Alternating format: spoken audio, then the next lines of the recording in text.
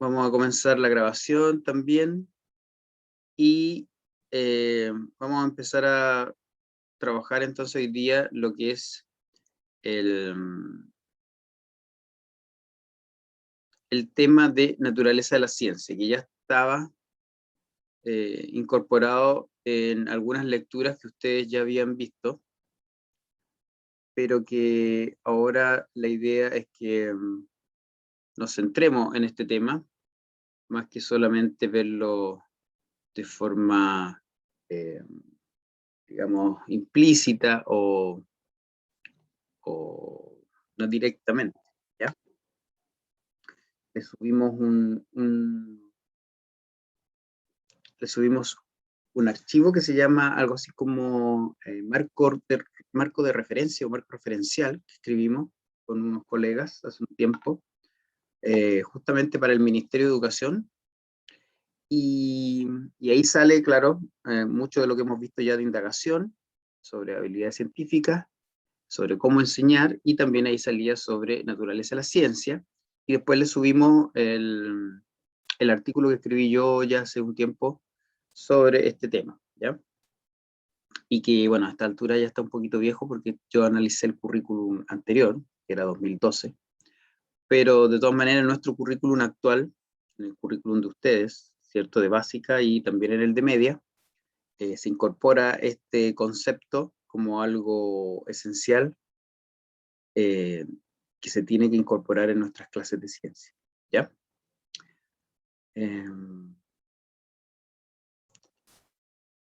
Así que eso es la naturaleza de la ciencia. Aquí tenemos algunos representantes de la ciencia que justamente tienen bastante que ver con este concepto y que los vamos a revisar a la mayoría de ellos hoy día, ¿ya? Y para empezar siempre con un ejemplo, me gusta empezar con ejemplos.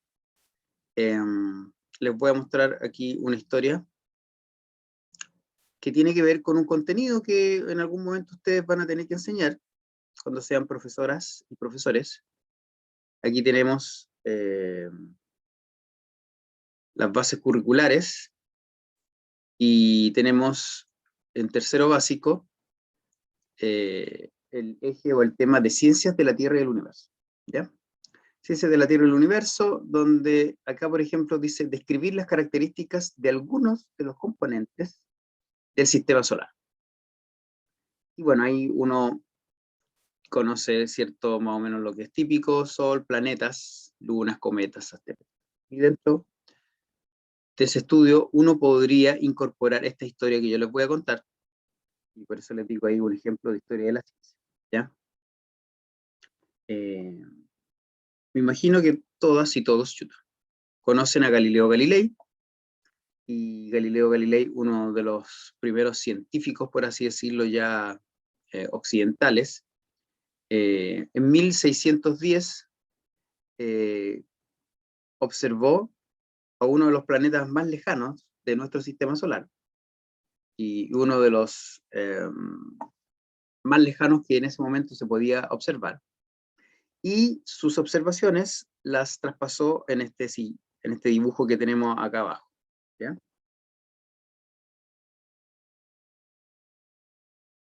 No sé si ustedes me pueden decir ahí más o menos qué es lo que ven, qué es lo que observan, ¿ya? Acuérdense de las veces que hemos hablado de la observación. ¿Qué observan?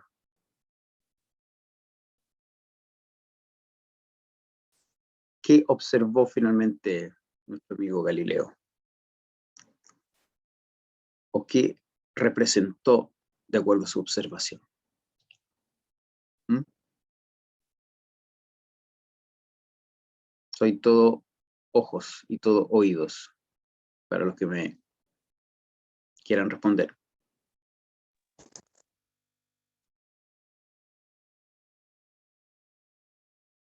Un planeta y su luna. Muy bien, Iván. Ya. ¿Y este será el planeta? Y este será la luna, entonces, ¿o no? ¿Sí? ¿Les tinca lo que dice Iván? ¿O tienen otra? Ya, Sofía dice que hay distintos tamaños de planetas, ¿ya? O sea, podría ser a lo mejor este un planeta y este otro planeta. O dos planetas, ¿no? Hay uno, dos, tres. Podrían ser tres planetas, o a lo mejor un planeta y una luna, o dos lunas, ¿ya? ¿Sí? ¿Todos más o menos coinciden con eso? ¿O alguien tiene otra propuesta?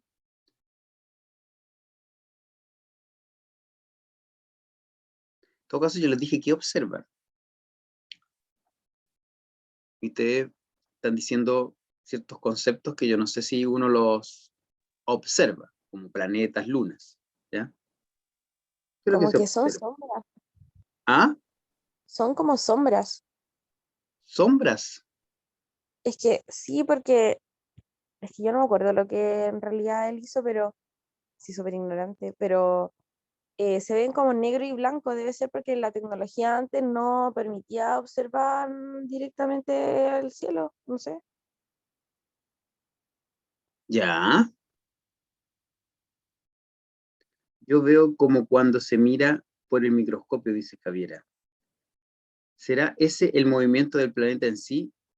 Hace ese movimiento y por eso se muestran tres círculos. Pero Israel, yo les digo que observan. Está bien, ustedes están finalmente tratando de inferir cosas. Ojo con eso, ¿ya?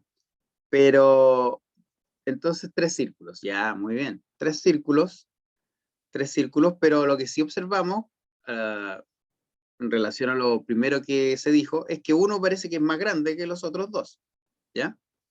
Y por esa razón uno podría inferir de lo que ustedes saben, ¿cierto? Algunos dijeron lunas y planetas, ¿cierto? Otros dijeron planetas. Y esa denominación, uno obviamente con solo observarlo, en realidad es difícil como confirmarlo, pero de lo que conocemos ya podríamos decir, por ejemplo, de que las lunas en general son más pequeñas que los planetas y están asociadas como sistema a un planeta. Entonces, como vemos aquí este chiquitito al lado de este grande y este otro chiquitito al lado del grande, podría pensar que a lo mejor una hipótesis plausible es que son dos lunas asociadas a un planeta. ¿Ya? Eso podría ser.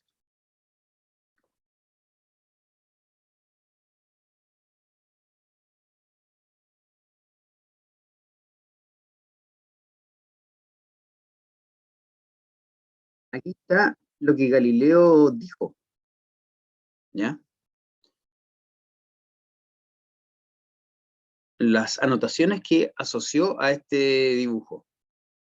Dijo, esta maravilla no es una estrella aislada, sino que corresponde a tres cuerpos, uno de casi el triple de los otros dos, que parecen orejas a cada lado. Interesante que, no sé si se fijan, pero Galileo está como describiendo observaciones. Está diciendo, bueno, aunque dice estrella, pero dice que son tres cuerpos, ¿cierto? Uno de casi el triple, eh, y dice que parecen orejas, o como una descripción. Ellas casi se tocan unas a otras y no cambian durante los días. Bueno, eso ya más antecedente, ¿ya? Ahí nos está diciendo más o menos Galileo su propia interpretación de sus observaciones, ¿ya? Ahora, claro, yo me pregunto, ¿habrá influido en su propuesta el hecho de que años antes nuestro amigo Galileo había descrito ya lunas de Júpiter, ¿ya? Entonces, lo primero que es interesante pensar, si es que lo que uno conoce, lo que uno descubre, lo que uno eh, tiene de experiencia, de alguna forma también te influye en tus interpretaciones, ¿ya? Porque alguno de ustedes dijo que eran planetas, creo, ¿no? Entonces, por qué él dice o propone de que son eh, cuerpos pequeñitos al lado de uno grande? Eh, a lo mejor él tenía en mente esto que había hecho hace algunos años, que era describir lunas en Júpiter, ¿ya? Podría ser, podría ser. Bueno, pero pasó el tiempo, pasaron algunos años, y uno de los astrónomos también más importantes de esa época, Christian Huygens, estuvo observando también este mismo cuerpo celeste, y no solo eso, sino que también recopiló las observaciones y los datos que habían recopilado otros astrónomos. Aquí les voy a mostrar lo que encontró Huygens, o lo que recopiló Huygens. Si es que puedo avanzar. Ah, ahí está.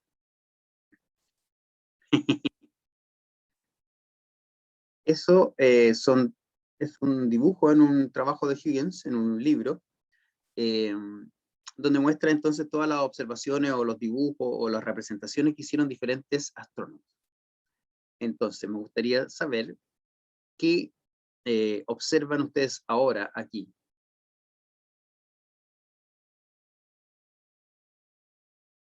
Y la Sofía se metió a ver qué es lo que había hecho Galileo.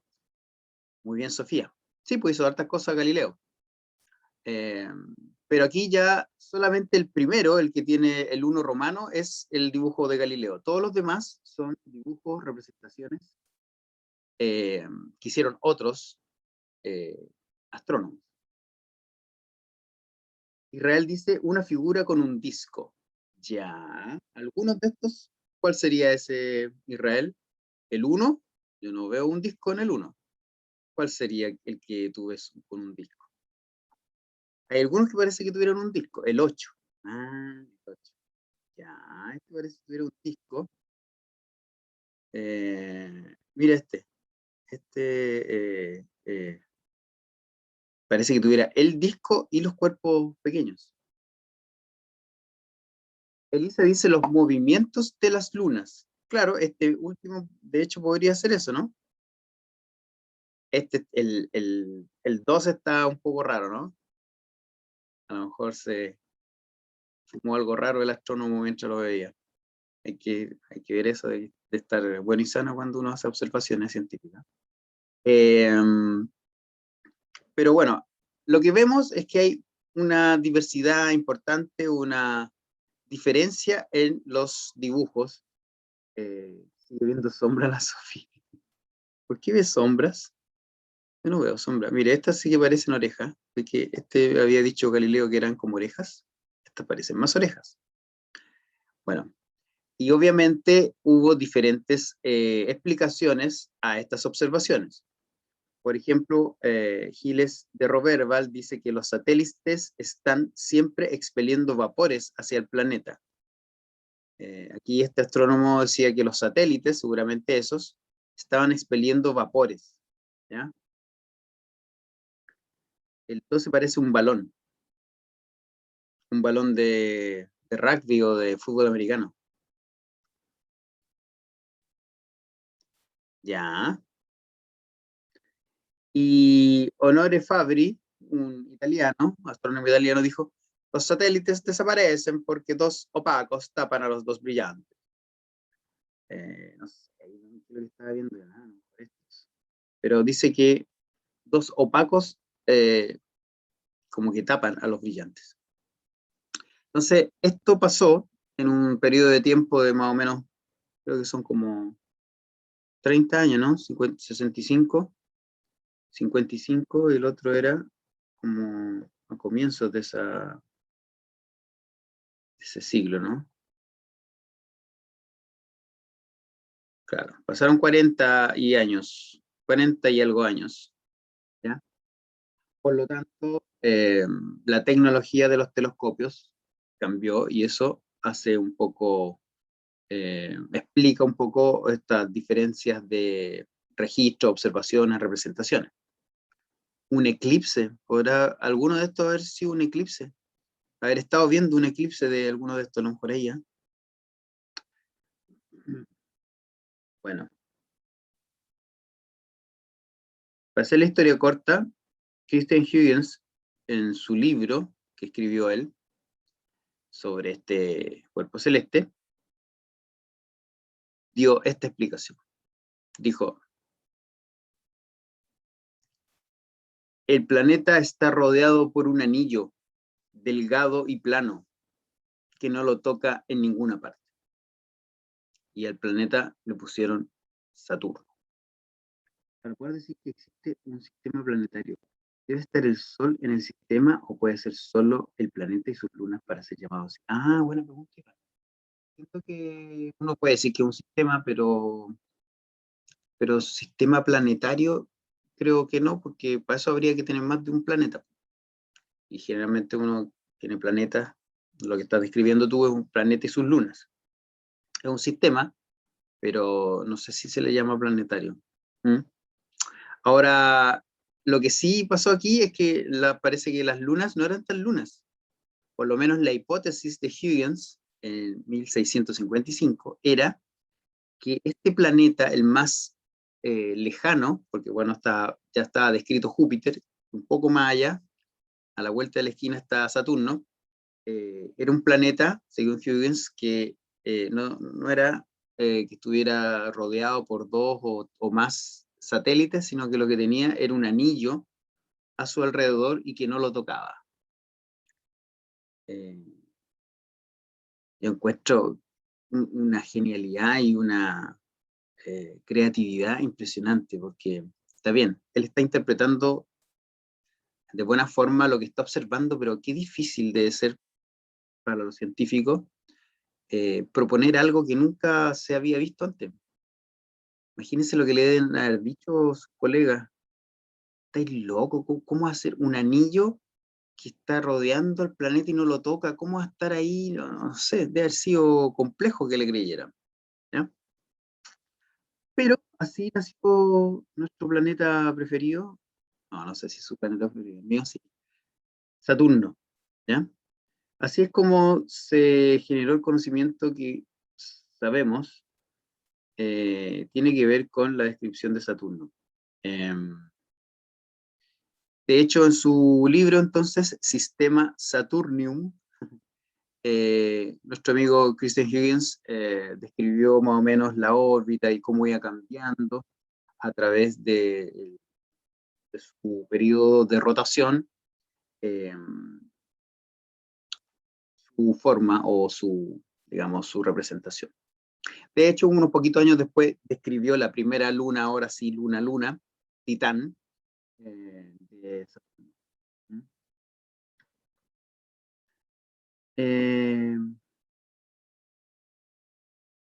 Es muy interesante entonces que podamos, perdón lo que voy a hacer ahora, pero quiero escribir. Voy a dejar de presentar para dejar también de hacer la presentación. Porque quiero que escribamos entre todos un poco qué podemos, y un poco a lo mejor entonces haciendo alusión a lo que leyeron, qué cosas, qué características se pueden reconocer sobre cómo se genera el conocimiento científico. Vimos que entre 40 y 45 años, desde la primera observación de Galileo hasta el libro de Saturno de Christian Huygens, pasó el tiempo, y me gustaría que ustedes reflexionaran sobre qué características del quehacer y del conocimiento mismo científico se pueden a lo mejor reconocer en este ejemplo. ¿Mm? ¿Cómo es el conocimiento científico o cómo se genera el conocimiento científico? Soy todo oídos nuevamente.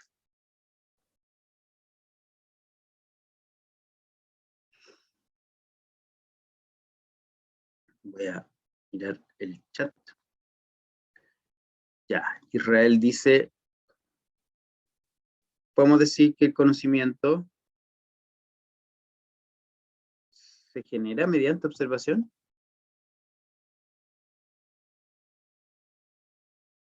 Ya, Sí, eso es verdad. Ahora, es interesante decir, ¿solo mediante observación? ¿O hay que ponerle algo más? a través de cuestionamientos también. Ya, Seguimiento a esa observación. Ah, perdón. Hacerle un seguimiento a esa observación. Ya.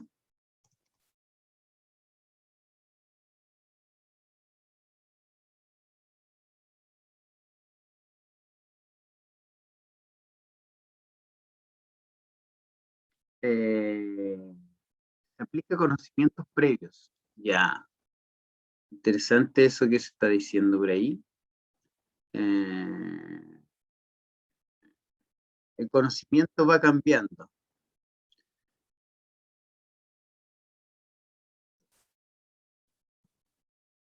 Va cambiando por diferentes teorías. A veces todavía no hay teorías, hay hipótesis solamente, ¿cierto? Pero va cambiando. Se acumula y se genera uno nuevo. Como medio contradictorio eso de que se acumula y se genera uno nuevo. Pero puede ser, claro. Es un proceso de construcción. Se construye, ¿ya? Se construye. ¿Qué más? ¿Qué más podrían decir? ¿Qué otra habilidad, qué otra actitud se incorpora? ¿Qué otra? ¿Tiene algo que ver el contexto o no tiene nada que ver el contexto?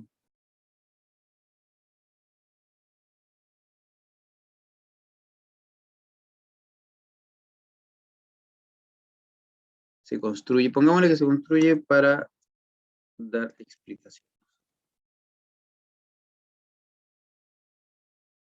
¿Qué más? ¿Algo más? Del artículo se construye para dar explicaciones de fenómenos que no conocemos. Algo más que puedan a lo mejor ligar con el artículo que leyeron, porque lo leyeron, ¿cierto? Se necesitan datos, bien, se necesitan datos comprobables, muy bien, ¿cierto? Bueno, por un lado están las observaciones, pero no todo es observación, bueno, hay mediciones, datos en general. Como dijimos en algún momento, datos e ideas. Acá yo veo que como que hay poco de ideas, excepto acá lo que dijeron de que el conocimiento va cambiando por diferentes teorías, ¿ya? Hipótesis. Entonces, ¿cómo se liga eso de que por un lado ustedes dicen que se necesitan observaciones y datos y por otro lado cambia por las teorías? Ahí como que hay como que juegan un rol ambas o no. Teorías e ideas, o sea, ideas mejor, perdón, datos e ideas. ¿Qué más?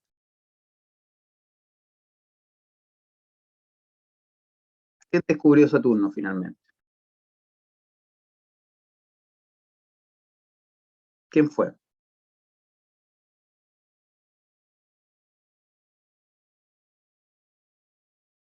Mira, Javiera dice que primero la idea y después el dato. A veces es así. A veces primero el dato y después la idea.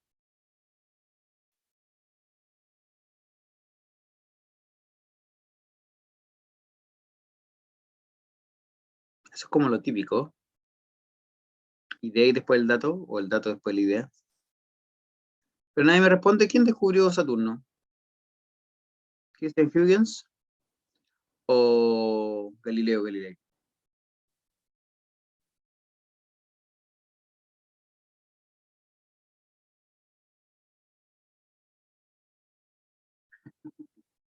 ¿Como quién descubrió América? Claro, ¿quién descubrió América?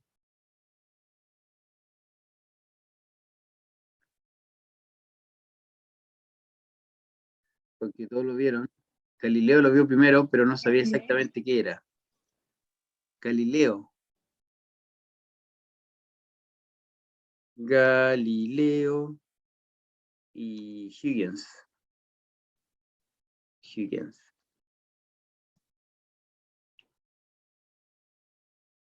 No me acuerdo cómo se escribe Huygens, es complicado. Galileo descubrió Saturno. Es una pregunta tricky porque yo diría que entre todos lo descubrieron, ¿o no? O el que hoy día conozcamos a Saturno es responsabilidad de quién, de Christian Huygens principalmente, pero también de Galileo, ¿ya? Busqué y después decía que otros aportaron a la idea. Huygens. Huygens. En la U primero. Huygens. Gracias. Es una pregunta tricky porque finalmente obviamente se le da el honor a Huygens, porque bueno, escribió un libro sobre Saturno y todo, pero el primero que lo observó, a lo mejor sin saber que era Saturno, fue Galileo. Entonces, eso no les dice algo sobre cómo se genera el conocimiento científico o qué característica tiene este conocimiento científico. Pero, profe, Dígame. es como con todas las cosas, porque, por ejemplo, con los compañeros en el chat igual, pues todos estábamos diciendo ideas y al final Ujú. el que dice la correcta, siguiendo lo que dijeron todos los anterior, como que se lleva el crédito en el fondo y igual es un proceso como de, no sé cómo explicarlo, pero como que todos aportan para poder lograr algo. Entonces, no sé. Que Excelente. son variadas ideas. Es que eso es muy importante, Sofía está hablando, ¿no? Porque a veces uno queda con la idea de que, no sé, Mendel descubrió la genética. No sé, Einstein descubrió o creó la relatividad. Y uno se queda con la idea de que finalmente hay como 20 científicos en toda la ciencia. Porque tendemos a darle a lo mejor el crédito al último o al que hizo el mayor aporte, pero finalmente el que hace ese mayor aporte muchas veces depende totalmente del que hizo el primer aporte, aunque ese aporte sea pequeñito o medio o incluso erróneo, pero lo que es importante es que, como tú dijiste, muchos aportan variadas ideas. O sea, yo primero hice la primera observación, a lo mejor eso dio pie para que a lo mejor estuviera totalmente mala mi observación, pero mi observación y probablemente la publicación o la comunicación de esa observación hace que otros tengan el interés de estudiar eso. Y a partir del primer trabajo de Galileo, vayan viendo de que coincide y de repente alguien no coincidió. Ese primero que no le coincidió, de repente se debe haber preguntado, chuta, lo hice mal, tan errados mis datos, ¿por qué yo no veo estas dos como lunas, sino que veo una cosa más difusa? Pero se sobrepone a lo mejor a esa duda y publica, y así se va generando ese conocimiento que hoy día conocemos como Saturno. Entonces, es interesante eso de que tengamos conciencia de que muchos aportan.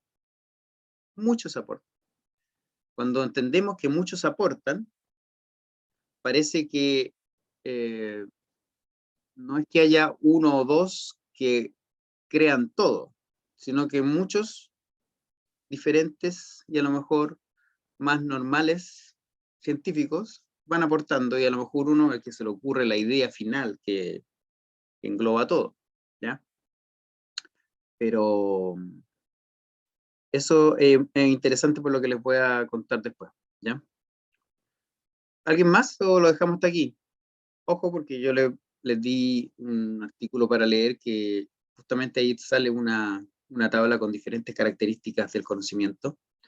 Y bueno, algunas de ellas las hemos visto aquí y de repente algunas que han propuesto no están en ese artículo. Y entonces puede ser un nuevo aporte, ¿ya?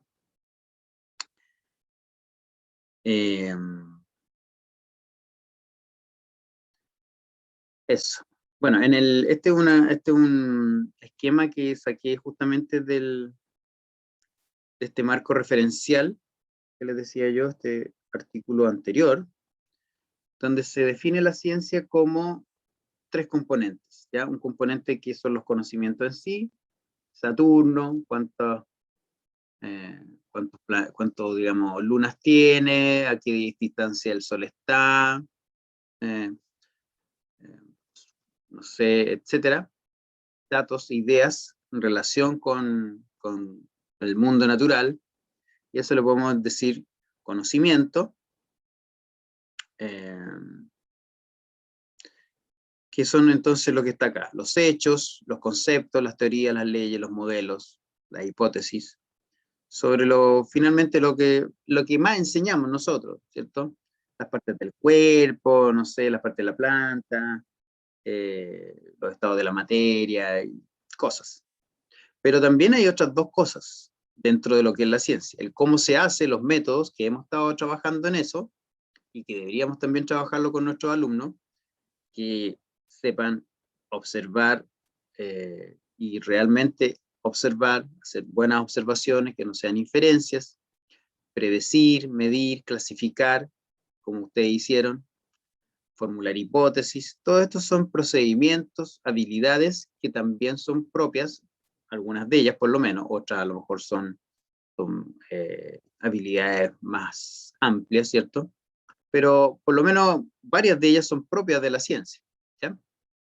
Y para terminar esta parte que vamos a ver ahora en estas últimas 2 o 3 clases, que es estas características que tiene el conocimiento y que tiene finalmente también esta forma de relacionarse estas habilidades, que a veces la llamamos método científico, y que entonces nos dice que el conocimiento está basado en evidencia, y cambia a través del tiempo, que ustedes por ahí también lo dijeron, que se genera por la creatividad del científico, aparte de sus datos, de tener buenos datos, pero también por sus ideas, y las ideas vienen de la creatividad, vienen también de su conocimiento previo, como ustedes dijeron.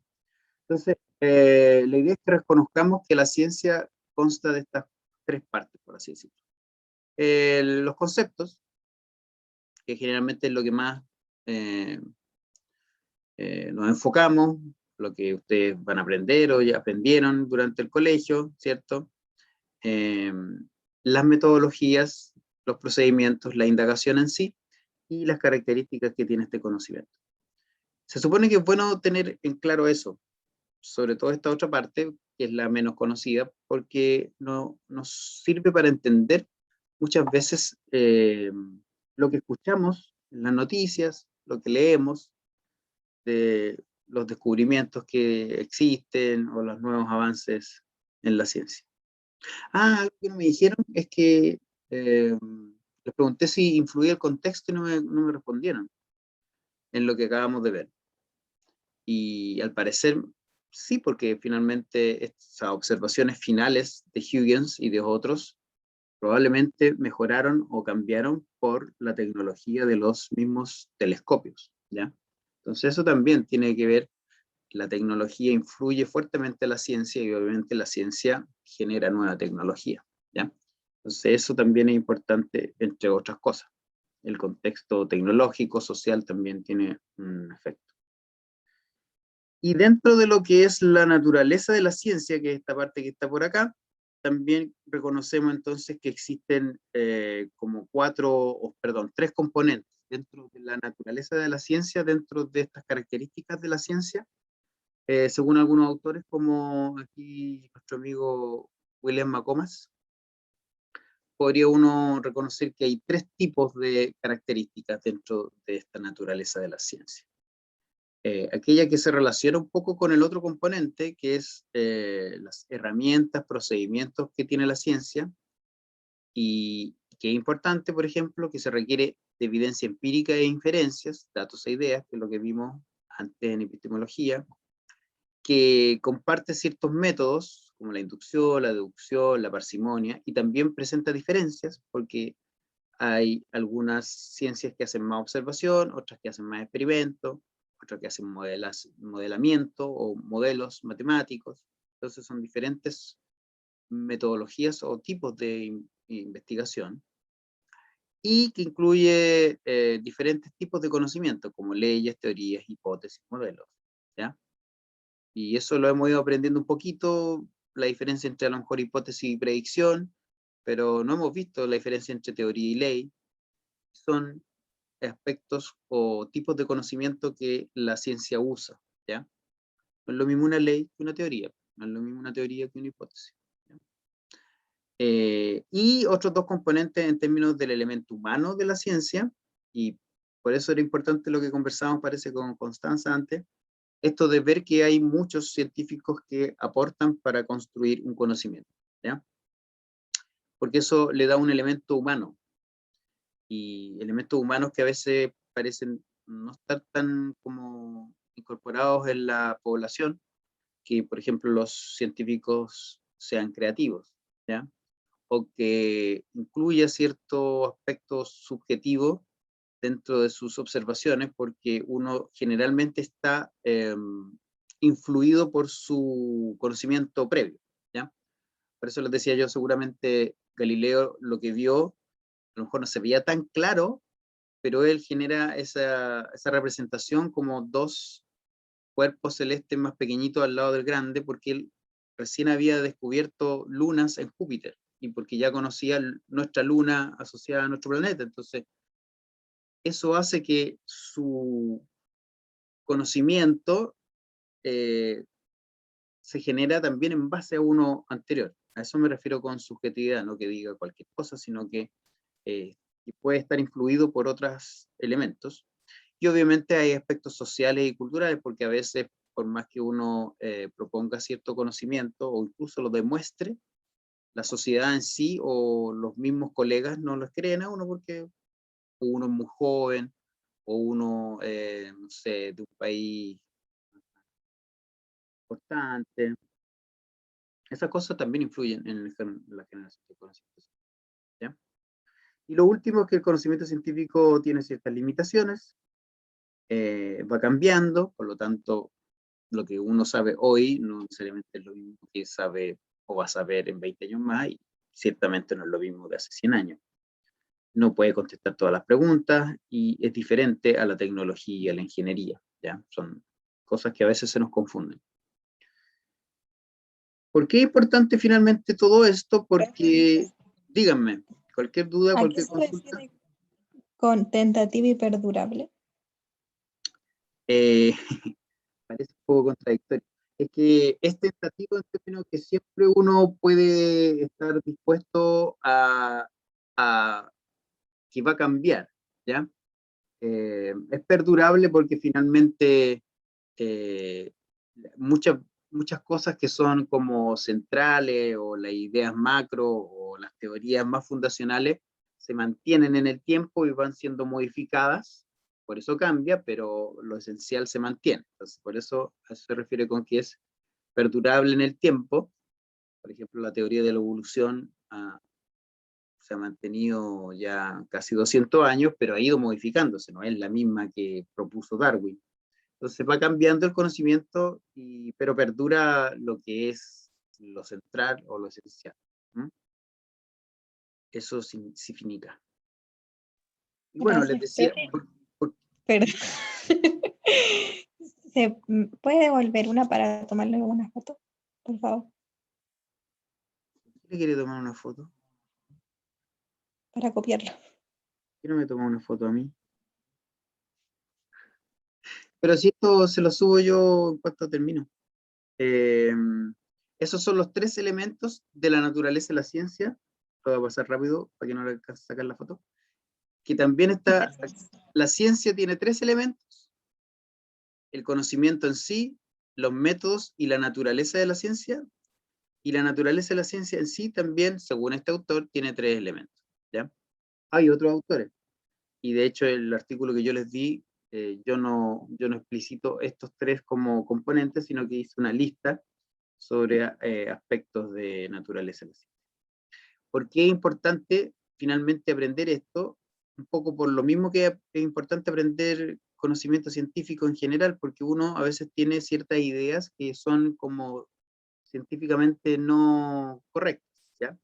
Y así como uno puede pensar de que, no sé, de que el Sol se mueve el Sol se mueve alrededor de la Tierra y eso no está correcto, uno también puede pensar de que la ciencia, por ejemplo, la hacen solo los iluminados y los científicos, unos pocos grandes científicos y nada más.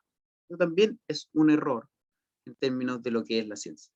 Entonces, nuestro amigo Macomas y otros didactas de la ciencia han mostrado de que tanto los profesores, nosotros mismos, como nuestros alumnos, por supuesto, tienen ideas erradas de cómo se hace ciencia y de qué es la ciencia, ¿ya? Por ejemplo, pueden creer de que la ciencia lo sabe todo, o que la ciencia no cambia nunca. Todas esas son pequeñas preconcepciones que es importante a la hora de entender cómo funciona la ciencia. Si yo creo que la ciencia no cambia, no entiendo por qué me dicen una cosa del COVID primero y después me dicen otra. Yo creo que alguien está mintiendo, que algo está errado, de que alguien hizo cosas malas. Si es que yo creo que la ciencia no cambia. Entonces, por eso es importante entender también qué es la ciencia en términos de su característica o cómo se genera el conocimiento científico, ¿ya?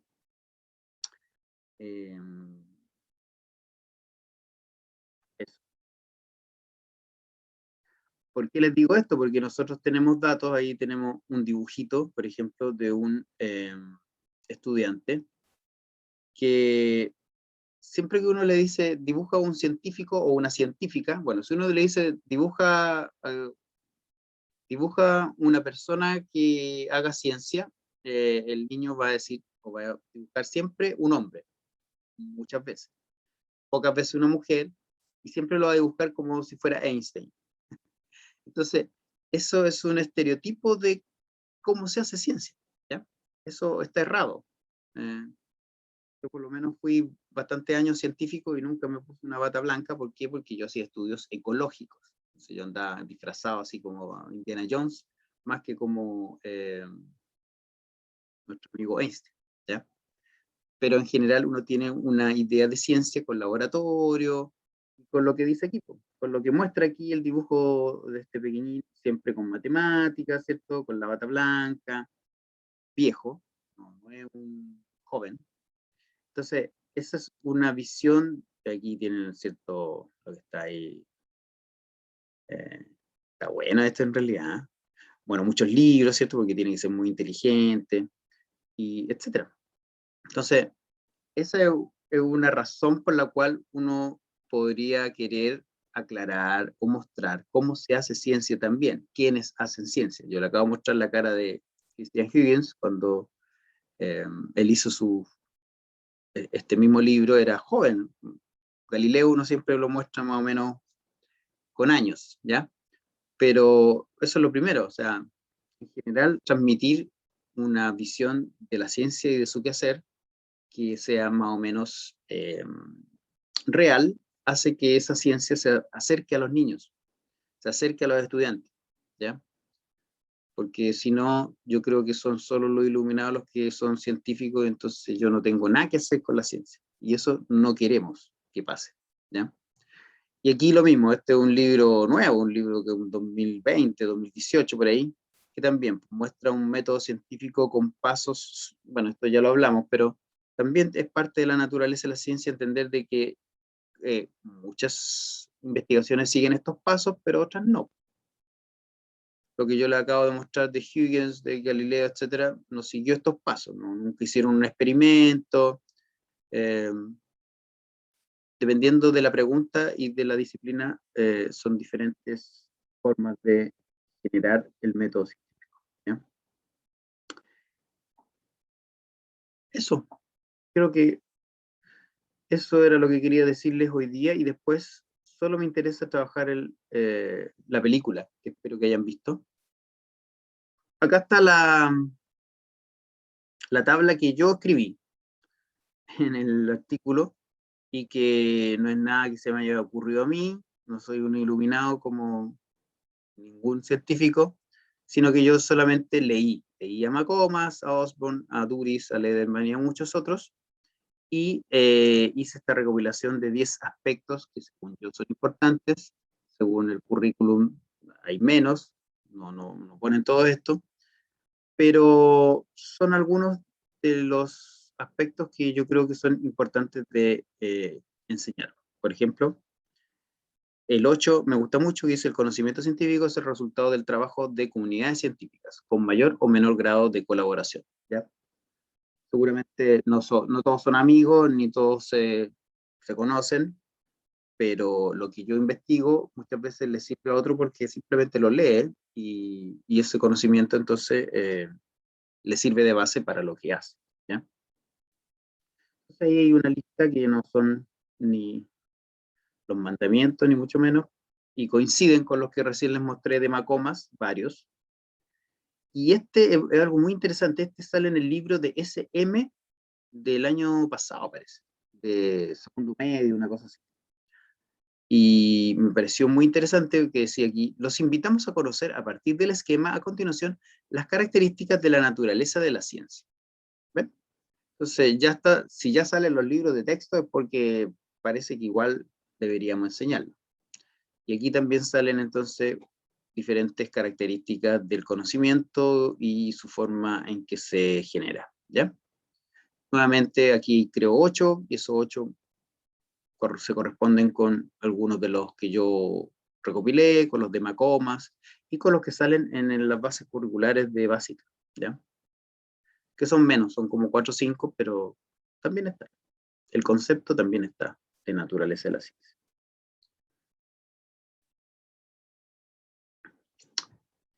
Y bueno, también hay diferencias entre cada disciplina científica, por eso también cambian. Obviamente, si yo soy físico, a lo mejor encuentro que ciertas características son propias de mi quehacer científico, pero si yo soy paleontólogo, seguramente yo encuentro que también hay otras, ¿ya?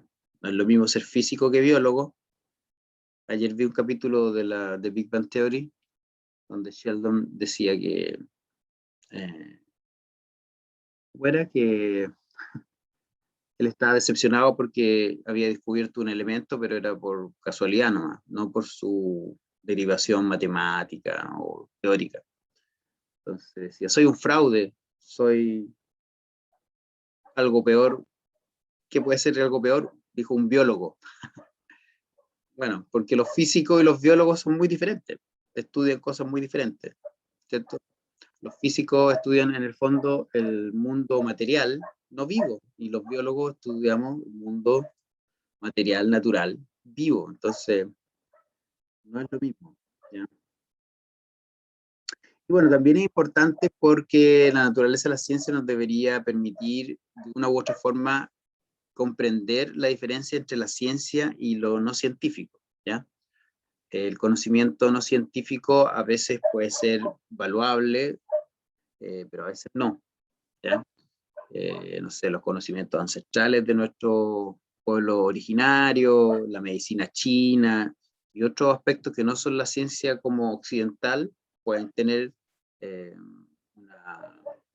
un valor para explicar el mundo, pero otras cosas en realidad es difícil ver su valor, y por lo menos, al menos uno reconocer de que no es ciencia, ¿ya? Usted quiere creer en el horóscopo, si quiere creer en las manos, eso está bien, pero no pensemos de que eso es conocimiento científico.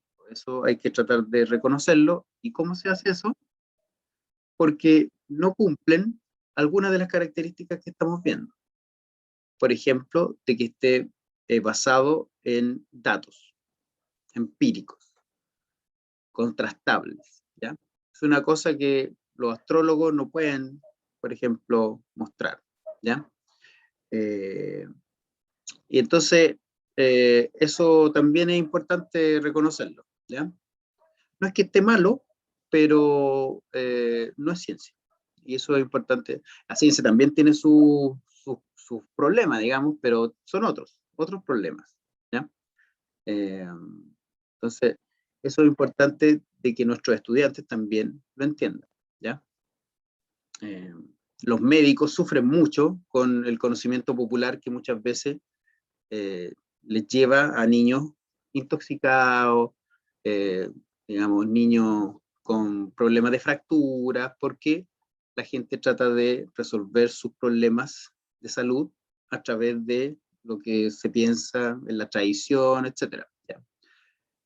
Eso nos lleva justamente a que, bueno, a veces funcionará, pero a veces no. Entonces la ciencia tiene cierta característica que ustedes, si vieron la película, se dan cuenta de cosas que finalmente hace que el conocimiento científico sea más o menos, como decíamos, tentativo, pero perdurable, en términos de que sabemos cómo se genera.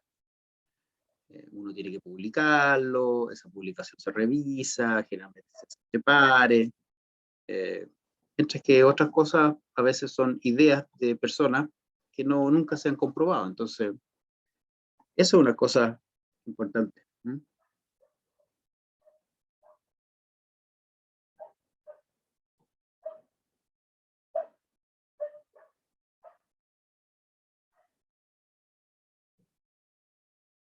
Y los estudios, me perdí. No sé cuáles son los estudios. Pero aquí hay ejemplos de algunas. Lo interesante es que hay algunas, como por así decirlo, disciplinas no científicas que en un comienzo fueron científicas. ¿Cierto? La alquimia dio paso a la química, ¿ya? Y hay algunos conocimientos que en un momento parecen algo como incluso increíble y después pasan a ser conocimiento científico, ¿ya? Y eso nos muestra la historia de la ciencia, nos muestra que algunas cosas en un momento tuvieron un estatus científico y luego cuando finalmente se da cuenta de que no hay base empírica, por ejemplo, que lo apoye, deja de ser científico, aunque hasta el día de hoy a lo mejor alguien siga creyendo en esas explicaciones, ¿ya?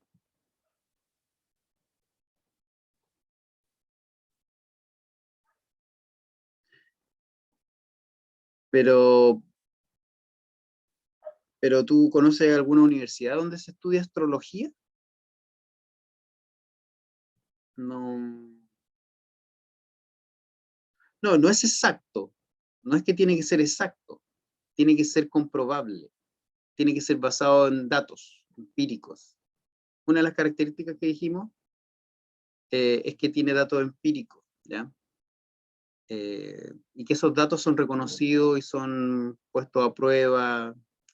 Yo también puedo decir que el COVID, las cosas que se dicen, no sé, que te ponen un chip o que las vacunas producen autismo, etc. Entonces, ¿de dónde salen esos datos? No tienen un asidero, digamos, confiable.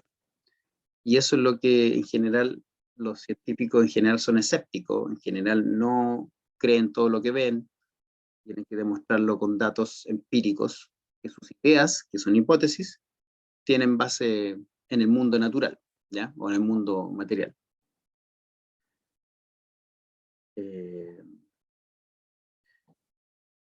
Pero como digo, hay cosas que sí tienen un valor, como la medicina china, ¿cierto? Que algunas cosas a lo mejor de la medicina china a lo mejor no tienen un correlato, digamos, real, pero otras, o la gran mayoría sí. Eh, Eso es importante entenderlo, ¿ya? Eso, claro, todo eso, Engel y lo, digamos, uno puede creer ¿cuáles son? Los signos, pero los signos no tienen ningún estudio empírico. No hay nada no hay forma de comprobarlo, no hay forma de que tú digas, ya, entonces, no sé, el planeta tanto tiene no sé qué influencia. ¿Cómo yo pongo a prueba una hipótesis con esa?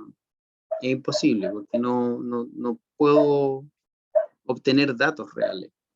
Son todas conjeturas que nunca llegan a comprobarse, excepto que coincidan, pero las coincidencias también ocurren sin que yo tenga conocimiento de eso, ¿ya? Ya pues, miren, son las 9:30, yo les propongo que a lo mejor hagamos un stop un poco antes de lo de siempre, pero que a la vuelta nos juntemos y discutamos no solo estas que son las tres primeras como preguntas que yo les dije, o instrucciones. Uno, que era ver la película.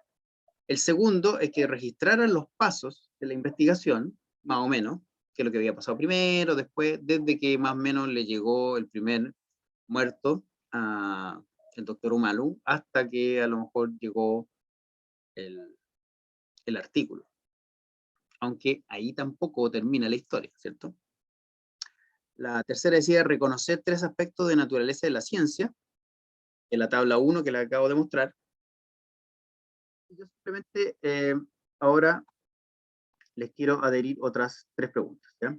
Entonces, los que ya hicieron eso, si lo hicieron en grupo, súper bien. Si lo hicieron de a uno, a lo mejor ahora cuando se agrupen, discuten algunas, las 2 y la 3.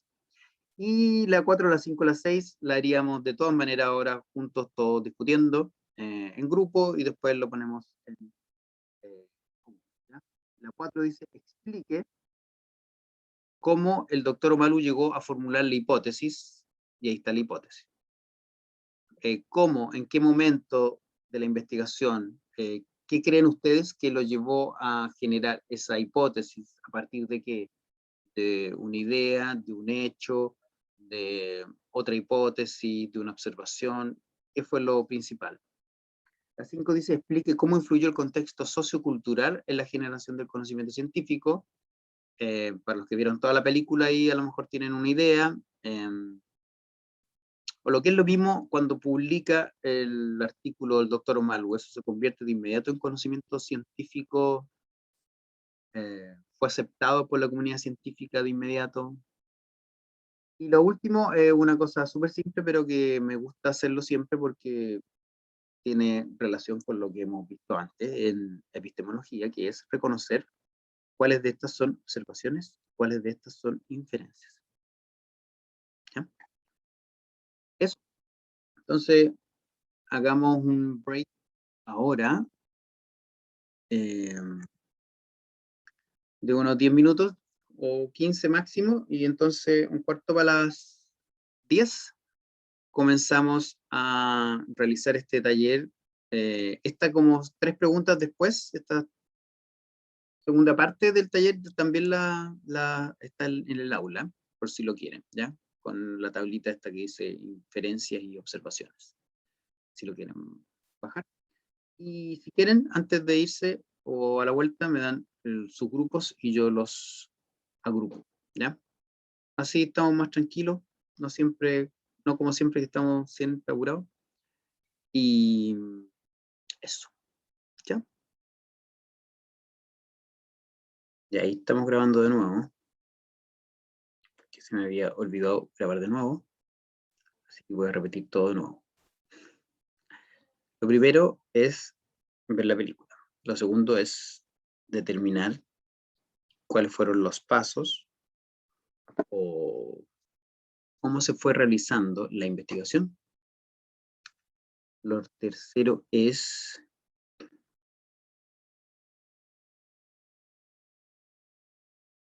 ya Magdalena. Usted está con Connie, vale.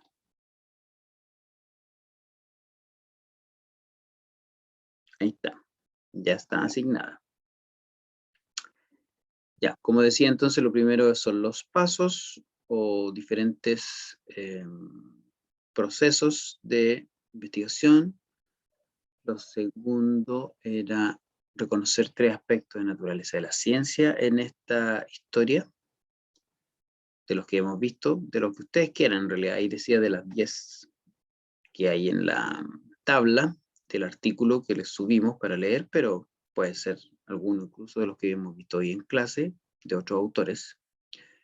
Después venía la pregunta sobre cómo y en qué momento generó la hipótesis el doctor Omalu. Y finalmente,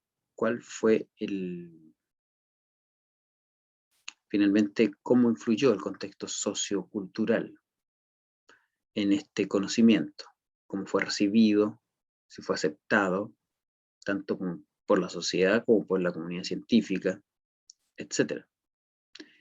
Y bueno, lo último, la tablita con las inferencias y con las observaciones.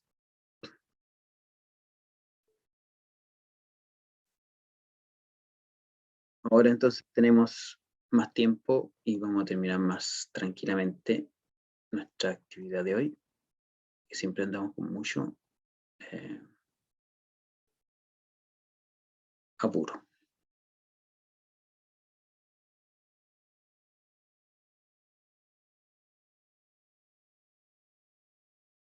Cualquier consulta me dicen.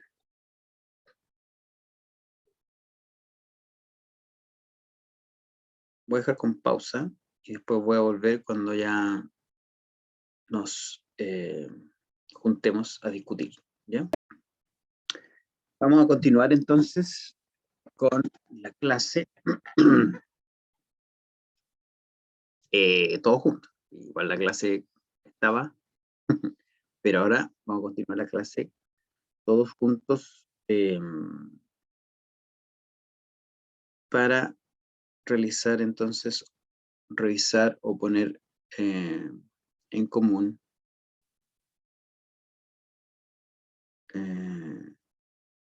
aquello que nos convoca,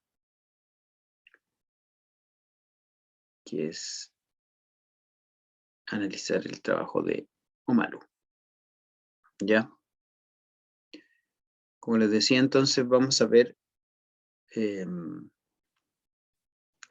primero cuáles son los pasos de la investigación o las diferentes actividades que realiza el doctor Omalu. Entonces aquí yo tengo, no en modo presentación, sino que solamente abierto el PowerPoint, para que ustedes me vayan diciendo, ya sea como grupo o como individuos solitos, ¿cuáles son los pasos que reconocen? ¿Qué pasó primero? ¿Cuándo empieza la investigación? ¿Qué es lo que primero pasa? Registre los pasos de la investigación, desde el momento en que ocurre el primer fallecimiento. Soy todo oídos. Todo ojos, mirando el chat.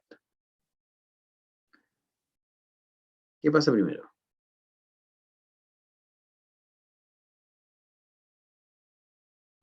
Pongámosle uno. Alguien llegó. Qué bueno. Diga. ¿Qué es lo que primero pasa? Lo primero que hace es realizar una autopsia y encontrar anomalías que le llaman la atención y que lo hacen realizar o sea, no hay una hipótesis porque tiene una duda nomás, ¿por qué muere si no tiene causa aparente de muerte? Porque tiene... Ya, entonces, primero, autopsia, pero ahí Miguel nos está dando hartas pistas, pero ¿qué pasa en la autopsia? ¿Qué es lo que hace la autopsia? ¿Qué realiza? Muestras y mediciones. Ya, mediciones. Mediciones. Saca muestras, claro. Estas mediciones son observaciones. Claro. Y tú dices que todavía no hay hipótesis, sino que hay una duda O una idea. o una idea. En el fondo hay una pregunta. ¿Sí o no?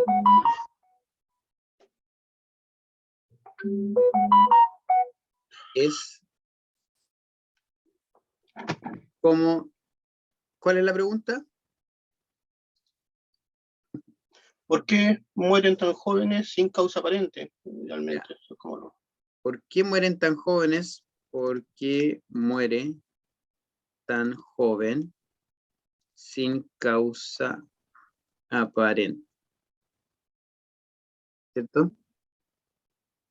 Claro, le saca la ropa, ¿cierto? Para poder hacer las observaciones y sacar las muestras que necesita. Ahora, algo pasa ahí hay una muestra que no necesariamente la obtiene o la pide para cualquier autopsia, sino que hay una muestra especial. Claro. ¿Por qué la pide Me esa? llama la atención que sufrir algún tipo de trastorno mental sin tener lesiones o problemas en el cerebro y pide muestras del cerebro. Claro.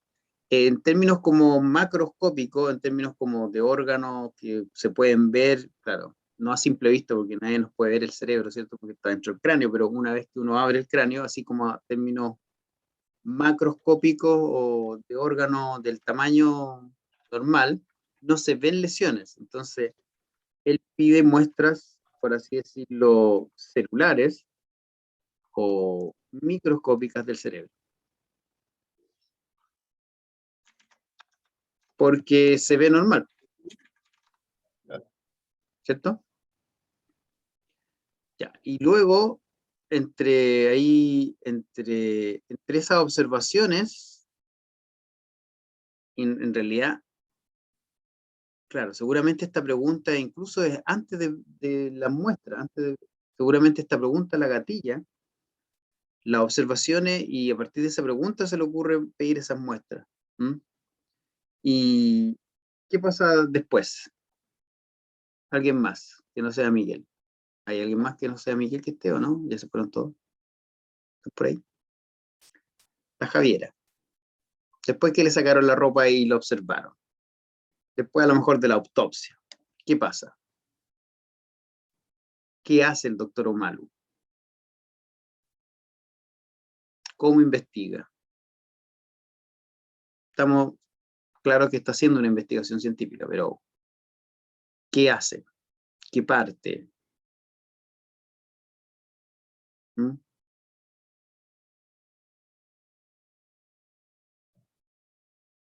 ¿Hay alguien ahí? ¿Aló? Yo sigo aquí, pero me dijo que no dijera nada. ¿Alguien más que no sea Miguel? Po? Observa la tomografía. El escáner que tenía, las placas. Ya. ¿Cuándo haces? Durante la autopsia para confirmar que no tenía lesiones. Ya.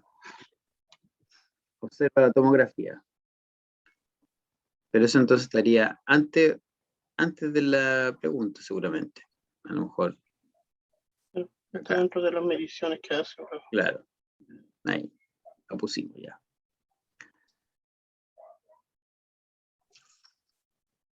¿Qué más? ¿Qué más hace? Miguel fue el único que vio la película. ¿Cómo es posible? Oh, aquí están todos los pasos. Alguien puso todos los pasos. Catalina puso todos los pasos ya. La Catalina no hizo el trabajo. Dice Catalina, quitar la ropa del paciente fallecido y enjuagar con agua al muerto. Shh, ¿cierto? Pobrecito. Después paso, comienza a hablar con el fallecido, que busca la causa de la muerte. Claro, el doctor Omalu era bien particular, ¿cierto? Le hablaba a los muertos. Realiza la autopsia, proceso complicado de abrir torso. Saca el corazón, lo pesa. Bueno, aquí se están describiendo las diferentes mediciones que decía, ¿cierto? Miguel, comienza a reflexionar. Ah, entonces, por una parte hay un proceso como activo, práctico, de observación y medición, y por otro lado, acá se dice, y como también lo dijo Miguel, hay un proceso de reflexión. ¿Por qué se murió si estaba sano? Muy sano no estaba, pero en términos justamente cerebrales, en un momento él le pide que lea los síntomas, ¿no? A su asistente. ¿Sí o no? Descarta la posibilidad de Alzheimer, porque era muy joven. No sé si ustedes se dan cuenta que la persona que muere puede tener Alzheimer, ¿ya? Hay un tipo de Alzheimer que es genético, digamos más genético de lo que es normal, que le da a gente joven, así como yo. O sea, mucho más joven de lo típico, que sobre los 70 te puede dar, o comenzar a los 50. No sé si conocen a, pucha, me dio pena, a Augusto Góngora, que era un, pucha, no sé si era periodista, pero un personaje muy, muy relacionado con el arte y la cultura. A él le dio, o le comenzó el Alzheimer hace rato, no tiene más de 60, debe haber empezado como a los 50 y tantos, 60, por ahí. Pero la ciencia, una de las cosas que hace es que uno invoca el principio de parsimonia. El principio de parsimonia es pensar siempre en la explicación más lógica, más plausible, más fácil. Entonces, si tú sabes que el Alzheimer genético da 1 en no sé cuántos miles, es una explicación que tú la dejas fuera, por lo menos antes de encontrar otra más probable, ¿ya? Y eso también lo hace la ciencia. Primero busca explicaciones más probables que otras, ¿ya? Y entonces se descarta Alzheimer porque es muy poco probable que sea eso, ¿ya? También lo descartó porque eran muchos casos en el mismo grupo. Bueno, pero eso es después, ¿cierto? Claro. Es muy difícil que también todos tuvieran este mismo problema. Pero aquí ya vamos saliendo de la autopsia. Aquí dice, comunica sus avances al jefe del hospital. Saca muestras del fallecido, también con un proceso complicado donde convierte un pedazo de cerebro del fallecido en muestra para realizar el siguiente. Eso era súper caro y lo paga él mismo, ¿cierto? Y hace las observaciones al microscopio. Ya. Eso podríamos decir, observa al microscopio las muestras de cerebro, ¿ah? A nivel celular. Catalina dice, ahora, paso 10, observa el comportamiento del fallecido en los juegos de fútbol americano, otras prácticas de otros jugadores y hace una nueva hipótesis sobre cómo falleció el muerto. Yo diría que hace la primera hipótesis, no una nueva, ¿cierto? Porque no había mucha hipótesis al comienzo. Lo que había era una pregunta de no saber qué pasaba. Observa entonces, observa el comportamiento de los jugadores. Va a su práctica, lo mira en la tele, él no conocía el juego. Miguel dice, toma muestra y analiza, revisa eso, revisar documentación especializada, junto con revisar cómo funciona el juego, ¿cierto? Revisa literatura o bibliografía, ¿cierto? Chuta, me perdí. ¿Dónde está? Ahí está. Catalina dice sí, pero no me acuerdo, no, ya me perdí. Javiera dice, yo conozco un hombre de acá, donde vivo, que le dio Alzheimer como a los 30 y ahora ya se murió. Qué pena. Es muy poco probable. Miguel también aquí puso los pasos. Revisa documentos, realiza una hipótesis. Analiza los videos, estudiar el deporte, analiza la muestra, confirma la hipótesis, genera una nueva hipótesis como el resultado. Ahí, ahora sí puede hablar Miguel. No, Miguel, tú estás como, de tu descripción, como que muestras dos hipótesis. ¿Cuáles serían las dos hipótesis? La primera hipótesis que tuvo era que había un problema en el cerebro que no estaba descubierto y que había causado un problema mental que había desencadenado la muerte, porque todas las muertes eran suicidio o producto de lesiones propias. Ninguna fue un accidente. Y un paro cardíaco, pero el paro cardíaco fue por consumir sustancias, inyectarse otra sustancia, incluso darse golpe eléctrico, el primero. Luego, al ver el partido, asume que empiezan a asociar que los golpes en la cabeza o el golpe que sufre con el fútbol causa algún problema en el cerebro que genera esa proteína que empieza a matar el cerebro por dentro. Cuando teniendo una hipótesis más certera, más acabada, pide ayuda a otros científicos para analizar el cerebro y buscar las lesiones. Súper, tú tú estás reconociendo como dos niveles de hipótesis, una así como más general, sin un mecanismo o una explicación muy acabada, sino que decir, bueno, aquí el problema está a nivel como Claro, o sea, celular, ¿cierto? como esto lo escribí antes, a lo mejor debería cambiarlo ahora como generar preguntas o generar idea, que era la de la lesión y la muerte, no era una hipótesis en sí.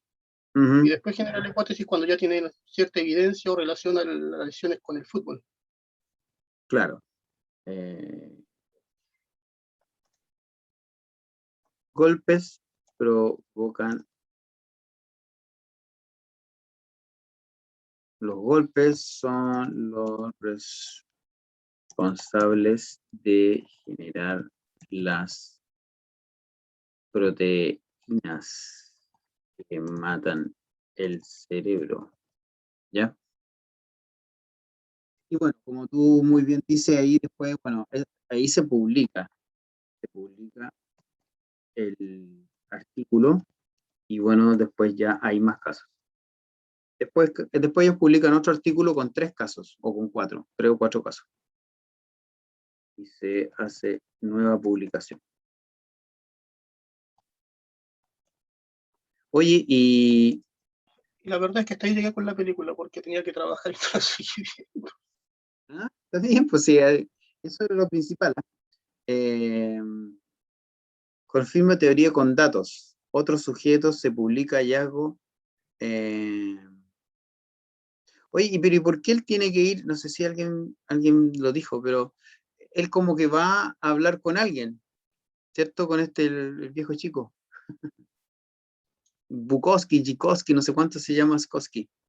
¿Por qué él tiene que ir a hablar con él? ¿Eso ustedes creen que es por la película, es por este caso, o pasa eso en la ciencia? ¿Por qué él va a mostrar como su hipótesis o su idea a otro colega? Se me ocurren un par de cosas. Una es que aparentemente es su mentor, la persona que lo llevó, le enseñó todo, entonces como que quiere la aprobación en primera instancia y tiene la confianza para mostrarle su hallazgo. Segundo, que como mentor que es un científico más reconocido, así que al tener su aprobación eh, da pie para seguir investigando. Y tercero, porque es su jefe. Bueno, ahí estás tú, claro, el mentor y el jefe, yo lo reconozco, el viejito pelado este que después el FBI lo acusa de problemas monetarios, pero hay otro que al que va a mostrarle donde le habla, digamos, de lo... Cuando van a la universidad, porque era una Exacto, eminencia en el tema que está exacto, investigando. ya. Como dice ahí Constanza, para saber la opinión de otros científicos, ¿ya? Bueno, el primero que me imagino es, el primero es su mentor, ¿cierto? Su jefe. Seguramente el jefe conocía a este otro de barbita, que es otro, que digamos que el que lo lleva donde este gran mentor o gran... claro, porque finalmente nuestro protagonista, él es patólogo. Él no es experto, por así decirlo, en el sistema nervioso. Y va donde un experto en sistema nervioso, por así decirlo.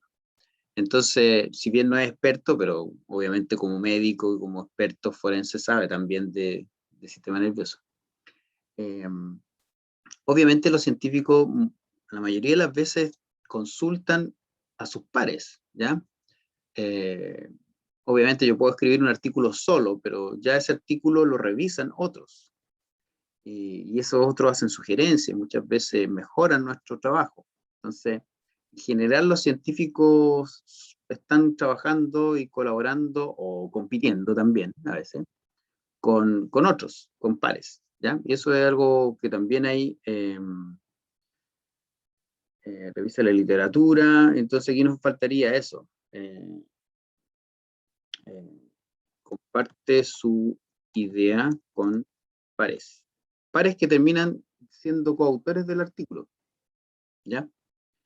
Él no publica solo, sino que van todos. ¿Cómo vamos ahí? Le dijeron.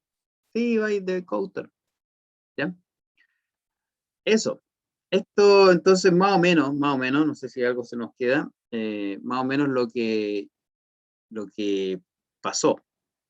lo que hizo en la investigación el doctor Omalu, ¿ya? Y yo creo que eso es un buen ejemplo de lo que puede ser el método científico o el quehacer científico, ¿ya? Y aquí hay diferentes cosas bien entretenidas y hay algunas cosas que faltan. Por ejemplo, aquí no hay experimentos, ¿ya? Lo que hay son diferentes mediciones. Justamente cuando él observa el microscopio son muestras, es una observación, no hay un experimento, ¿ya? Uno no puede hacer un experimento con este tipo de digamos, saberes científicos. Todo lo que tiene que ver con medicina, muy pocas veces se pueden hacer experimentos con humanos, ¿ya? Excepto ahora, por ejemplo, para las vacunas, que sí se hacen experimentos con humanos, pero para ver si golpearte la cabeza produce esta enfermedad, yo no puedo poner a un grupo a experimentar y que se peguen cabezazos porque sí, y otro sin cabezazos, sino que tengo que estudiarlo en su ambiente natural, ¿no? ¿Ya? Y eso es a través de la observación y la medición. Aquí un poco lo que yo reconocí, aquí a lo mejor puede que se me haya ahí, puede que encontremos algo. Observación 1, datos empíricos de la autopsia, pregunta de investigación, como muy bien decía Miguel, ¿por qué pasa esto? ¿Cómo es posible que una persona con el cerebro sano se vuelva loca? ¿O cómo es que una persona se vuelve loca tan joven? Observación 2, que son ya a nivel microscópico, las muestras, recopilación bibliográfica, también la encontramos, más datos sobre el fútbol americano. Algo que se nos olvidó, generación de un modelo de cómo se mueve el cerebro cuando lo golpean. ¿Se acuerdan de esa parte, no? Él anda con el frasquito y dice, así se mueve. ¿Ah? Eso también es parte de, es muy bonito esto porque también es parte del quehacer científico. Muchas veces generamos modelos para explicar algo, un fenómeno, incluso para predecir, ¿cierto? Como los modelos meteorológicos, los modelos de pandemia ahora, para decir que en 2 semanas vamos a estar mal de nuevo. Y recién ahí se genera la hipótesis, que es esta, digamos, de que los golpes provocan la liberación de las proteínas, y que esas proteínas son las que atacan finalmente las células del cerebro. Se comunica, se debate con sus colegas, y finalmente, algo que también se nos olvidó, él predice que habrá más muertos. Eso es clave en la ciencia. A veces no le achunta tanto, a veces más difícil, sobre todo con cosas muy complejas como el clima, vuelvo al clima y al tiempo, es muy difícil poder predecir exactamente porque son muchas las variables, pero aquí Omalu fue capaz de decir que van a haber más casos. Y eso es algo que los conocimientos que a veces no son científicos se les hace bien difícil predecir, ¿ya? O hacen predicciones que, claro, si yo predigo que algún día va a pasar algo, capaz que pase, pero él dijo exactamente que iban a haber más personas como Webster que iban a empezar a morir, o que ya estaban muriendo, y que no estaban siendo reconocidos, ¿ya? Me imagino que, de hecho, Webster no fue el primero que murió de esto, entonces eso también es interesante, darse cuenta de que ciertas características del científico o del investigador son importantes para que una investigación comience. Él se dio cuenta de que algo raro pasaba. Seguramente, bueno, a lo mejor los que murieron antes no le hicieron autopsia, puede haber sido eso, y por eso no hubo investigación, ¿ya?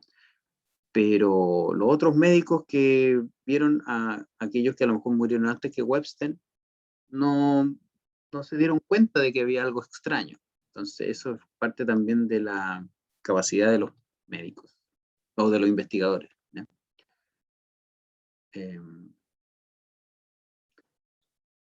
Por eso me gusta tanto House. ¿Ven House o no? ¿Vieron alguna vez el Doctor House? Buena, Doctor House. Ya, 3 aspectos de naturaleza. Y el mejor de la vida. La Javiera era fanática de House. El otro día vi un capítulo donde justamente él decía, algo malo hicimos en el método científico. Nos equivocamos.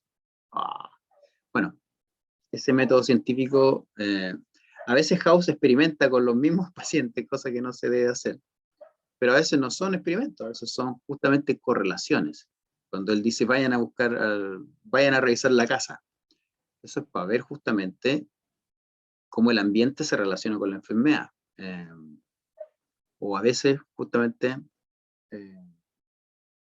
hay probabilidades, hay cosas que son muy poco probables que ocurran y otras que son más probables.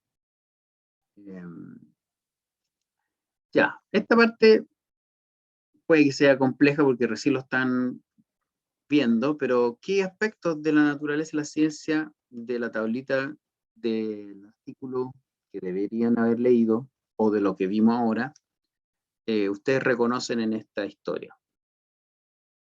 ¿Mm? Y que a lo mejor sería importante que ustedes lo transmitan a sus estudiantes, y por eso estamos hablando de esto. Que la ciencia es cómo, o que la ciencia se hace cómo. ¿Mm?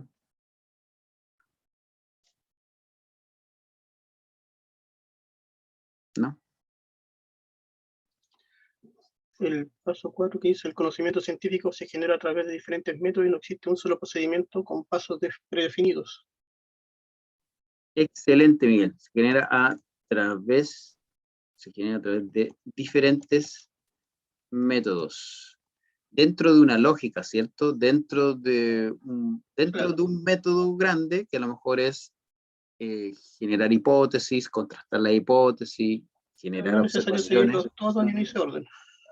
Claro, muchas veces no es el mismo orden. Muchas veces un paso de corroboración no es experimental, sino que es de toma de observaciones de otro tipo. Aquí, Ensayo y error también. claro, el ensayo y error es como el inicio más simple. De repente no se puede con ensayo y error en este tipo de cosas. Sería como... Pero también, sí, también está en eso. Lo importante es que en ensayo y error uno tenga ahí, recolecta información como para ver, para tener un objetivo y recolectar para ver si hiciste un ensayo y no se corrobora esa hipótesis, saber cómo volver a generarlo tomando datos. Pero se genera a través de diferentes métodos, que puede, por ejemplo, incluir observación, experimentos, inferencias, modelos.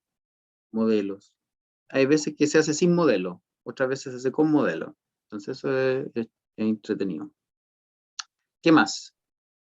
La 6, el conocimiento científico se genera a través de la suma de los datos y la inferencia de los científicos.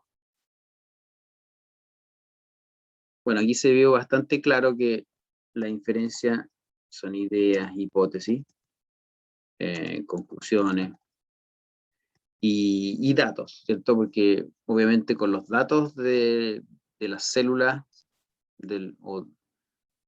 también hay que decir las 6, Tomás, muy bien. Y la Aquí 8, que es la que ya... hubo dos tipos de datos. Primero están los datos de la autopsia macroscópicos y después se le ocurre a Omalu generar más datos. Entonces, y esos datos a lo mejor sirven para una primera hipótesis, que es que la hipótesis más simple o la hunch, la corazonada o la idea de que esto es algo extraño, diferente, se corrobora porque entonces a nivel celular sí estaba enfermo el cerebro, ¿ya? ¿Y la 8? ¿Cuál era la 8? El conocimiento científico es el resultado del trabajo de comunidades científicas con mayor o menor grado de colaboración.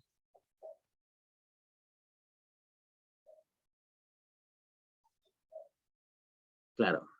No, o sea, yo podría, digamos, seguro de que nunca ha pasado algo que lo genere solo un científico, seguramente ha pasado, pero en general hay mucho trabajo, a veces colaborativo, a veces competitivo, pero de todas maneras hay un trabajo que es comunitario, la ciencia trabaja en comunidad. Esto del pase de movilidad, ahí no dice Juan Pérez, científico, o Juan Pérez, médico, está en contra, sino que dice, por lo que yo he leído, dice, hay 8 sociedades científicas que no están de acuerdo. Entonces, si uno habla de sociedades científicas es porque hay un grupo de científicos una especialidad, no sé, los epidemiólogos, o los médicos de urgencia, o los biólogos moleculares, etcétera, que son una comunidad. Entonces, los científicos en general se reúnen en comunidades de especialidades, y a veces pelean entre ellos también, digamos. O sea, justamente aquí los neurobiólogos con los patólogos, los dos convergen en esta enfermedad, y a lo mejor los neurólogos tienen una visión y los patólogos tienen otra, ¿ya? Claro, bueno, no es tan bueno. O sea, tiene una parte buena, de hecho, que ya se vio, que es que ahora la gente que se quiere vacunar va a tener ese permiso. Lo malo es que en este momento no es muy buena idea, porque estamos como en alza. Entonces, a lo mejor, si controlamos eso en un mes más, a lo mejor es una buena medida, ¿ya?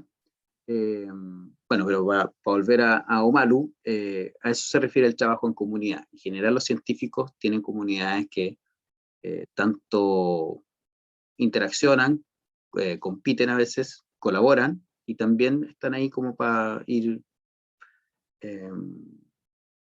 como resguardando de que las cosas se hagan bien, se hagan en términos éticos. Obviamente, siempre eso es mejor cuando hay un grupo de personas, ¿ya?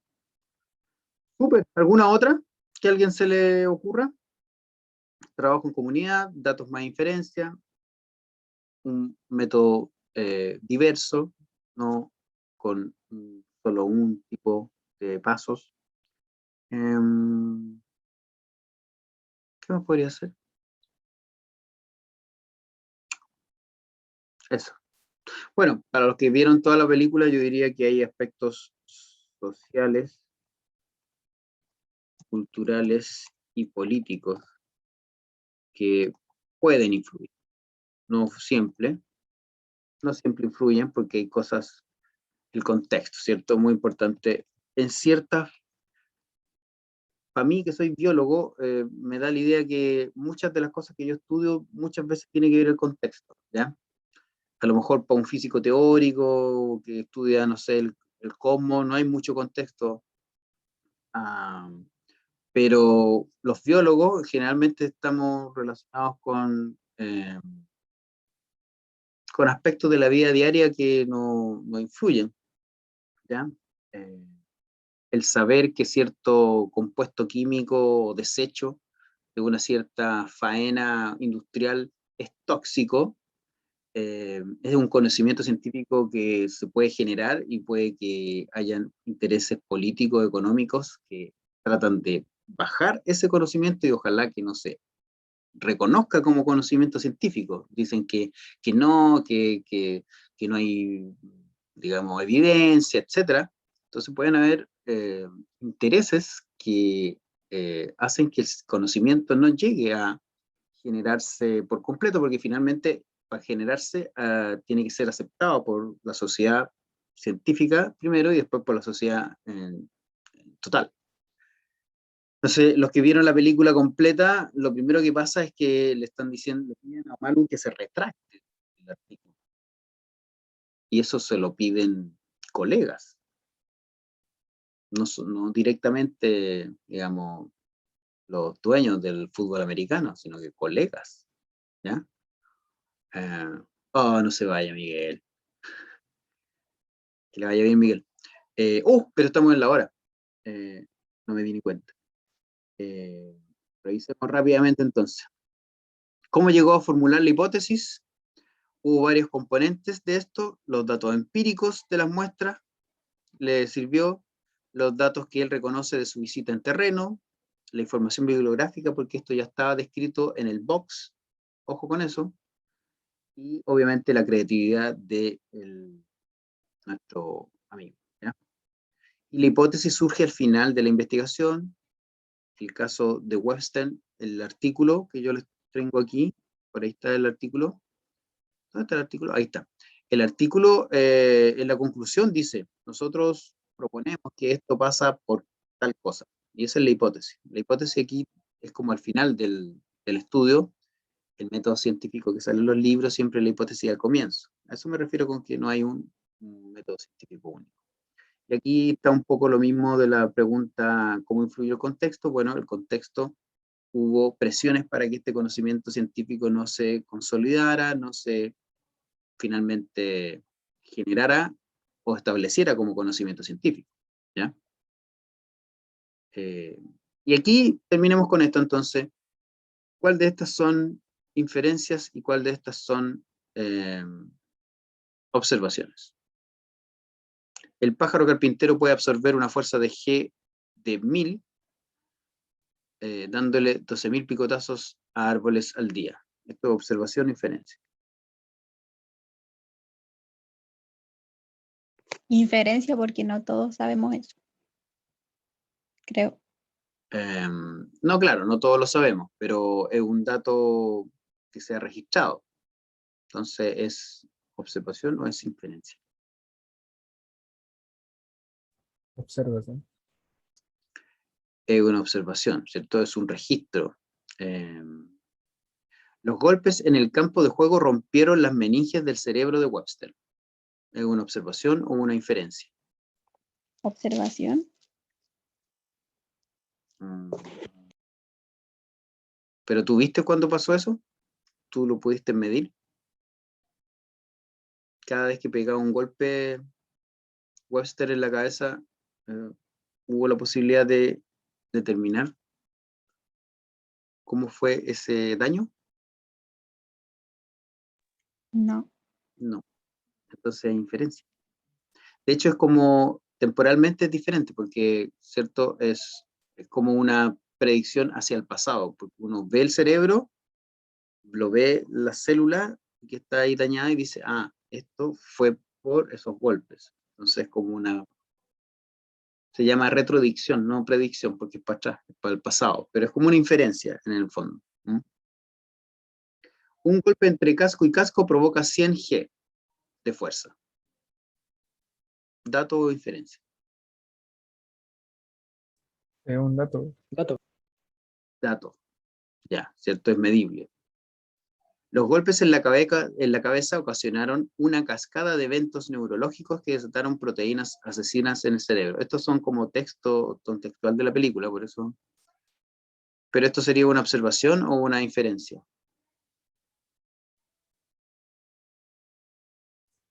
Inferencia. Una inferencia, ¿cierto? Porque estoy, a partir de datos que tengo, concluyo, genero una conclusión. La posición del juego influye en la cantidad de golpes que se reciben. Inferencia. Esta Dato. es como, ¿ah? Es un dato. Sí, porque yo puedo tener el dato de cuántos golpes recibe cada persona en un juego y tengo su posición. Igual es como pareciera que fuera inferencia, pero es un dato. Y Mike Webster murió a los 50 años. Dato también, ¿no? Dato. Y ya estamos. Dato. Voy a sacar eso ahí, a ver si le achuntamos. Dato, dato, observación, observación, inferencia, inferencia, observación. Ya. Eso parece que era todo. Sí, tenía una última pregunta y ahí tengo a Gary Medel ahí pegando un cabezazo porque esto ha seguido y no ha terminado ahí, ¿cierto? Este trauma se da en el boxeo, se da entonces parece en el fútbol americano y es probable que en otros deportes así de contacto duro se pueda dar. Profe, Dígame.